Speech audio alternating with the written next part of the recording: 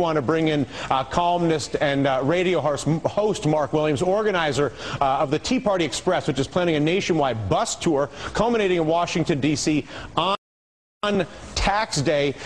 Mark, how do you draw the bright line between the very admirable and understandable principles that are advocated by so many in the Tea Party as it pertains to a constitutional definition of the democracy, separation of things like banking and investing, churches, I mean, go to all these things, and those who would choose a more radicalized view or a racist view and hide, if you will, inside of the Tea Party umbrella? Well, that's real simple. There's wingnuts and there's normal people.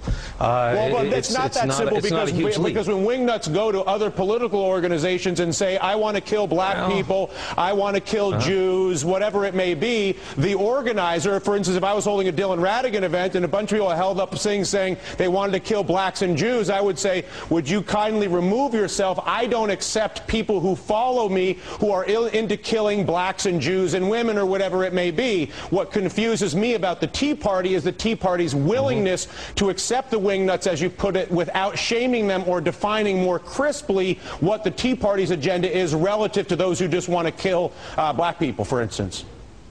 So that's our fault that they're nuts? No, it's not. It's your fault that you haven't shamed them, Mark. It is your fault that unlike the Democrats or the Republicans or any other political group. So you're saying you accept racists and Nazis, Mark? Is that what you're saying? Question. Do you accept racists and Nazis in the Tea Party? Here in Sacramento, at the MSNBC Mark, I'm asking you a question, my man. You want to have a conversation with me, or do you just want to come on my TV show and do a commercial for yourself? I'm answering the question.